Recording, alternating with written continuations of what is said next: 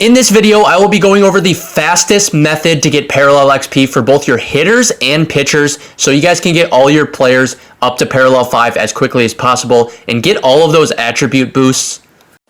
Before we get started, I just want to say if you guys find this video helpful, be sure to hit that like button down below and subscribe to the channel if you guys are new around here. So we'll start off the video by talking about hitters and how to get PXP the fastest with hitters, and it takes a lot more time to get up to P5 with hitters than it does pitchers. So we'll start off with hitters, and then at the end of the video, go over getting PXP with pitchers. And there's obviously so many different ways to grind PXP with players quickly, some a little more fun than others, but I'm going to be going over what I think is the fastest possible way to be gaining this at PXP with both hitters and pitchers, and this is actually the method I always use as well. Before we jump into what the method is, I want to just go over how you guys get parallel XP. So as you guys can see on the screen right here, offline modes like Conquest, Mini Seasons, you'll earn parallel XP just at a normal rate, whereas online games like online modes like Ranked will get you 1.5 times parallel XP. So we'll have a multiplier, and then for actually earning the parallel XP itself, you'll get 10 per plate appearance, and then as you guys can see, for doubles, triples, home runs, it moves up, and then you get some for RBIs and runs as well. So this is just some ways to be earning the parallel XP. Something else to keep in mind is the higher the difficulty, the more PXP you'll actually be earning as well. So just keep that in mind. Well, more on that later. But we're going to start off by talking about the first key part of this method, and that is when you're grinding and setting your lineup with the players you want to grind PXP for. Make sure you guys put all those players at the very top of your lineup so you can fully maximize all the at-bats when you're in the game. Right now, I'm grinding PXP with Braun and Yelich, so I have those two at the very top of my order when I set my lineup. And then this method is going to be in play versus CPU. Now, I would either play this on rookie or veteran, whatever you think is easiest. Technically, like I said, you do get more PXP the higher the difficulty, but you probably will get just as much, if not more, if you play on a low difficulty, since you will be getting more at-bats, more, extra base hits, home runs, than you are playing on a higher difficulty and not getting as many home runs and extra base hits. Something that's new this year is that you now can play in custom stadiums and play versus CPU games. So personally, I choose being the home team. Yes, you have to pitch first, but you can choose that custom stadium like I do with Blank Canvas, and I can, it's just way easier to hit home runs. Go ahead and download that custom stadium, max elevation, tiny stadium, so it's easy to hit home runs. Also choose your 5th starter here, so then you can get matched up with the other team's 5th starter and worst starter. If you want to be the road team and hit first, I would suggest playing the Rockies. You'll be at Coors Field. It's not too bad hitting home runs there, so play the Rockies if you want to be the road team.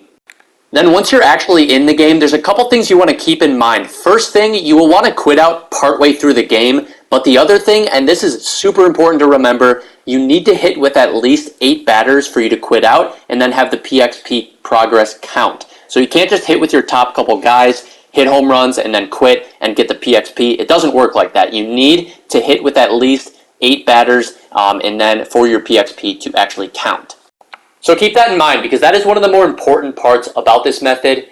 Then normally what I do and what I suggest you do is I hit through my entire order once, and then if I'm grinding PXP, like right now with Braun and Yelich, then I'll hit a second time with those guys only, and then quit out immediately after, and then I'll go back into another play versus CPU game, and then repeat this process. Quitting out right after the second at-bat with people will maximize at-bats, since your PXP will count when you quit, and then you can immediately hop back into another game and hit right away with those players again and continue earning PXP.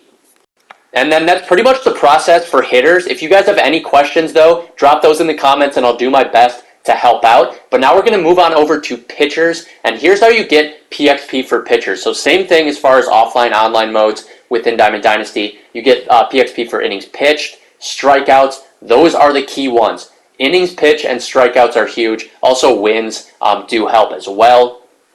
And pitchers will be fairly similar to hitters when it comes to the quickest way of actually getting PXP, but there still are some changes to the process that you want to keep in mind.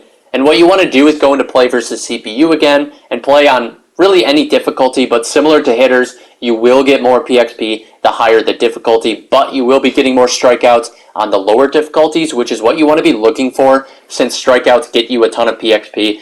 So personally, I grind PXP with pitchers on rookie or veteran, and I would suggest one of those. The other couple things I would suggest while you're setting up your game is be the home team so you can pitch first, and then stadium really doesn't matter because you get to choose it since you're home. But if you're grinding a PXP with a couple hitters while you're doing this, then maybe choose your custom stadium. Otherwise, it doesn't really matter. But I would not suggest trying to hit with everyone in your lineup if you're trying to get PXP with your pitcher as quickly as possible, just because it slows the process down. If you want this PXP quickly, as quickly as you possibly can, you got to bunt with most of your hitters, if not all of them. So you basically just have to pitch through the game. But if you are grinding PXP with a player or two, that is fine, and you can, hit with them and then bunt with everyone else. So then once you're in the game, and kind of what I hinted at earlier, and unlike I just did right here with Corbin Burnes, you really want to make sure you're maximizing your strikeouts when doing this, because strikeouts will get you the most PXP possible, and this should be your biggest focus while you're grinding with your pitcher. And then the other thing to keep in mind too, I would highly suggest turning the pitcher interface off of what you normally have to classic, just so you don't have to pay close attention to every single pitch, because the grind will be long and tedious.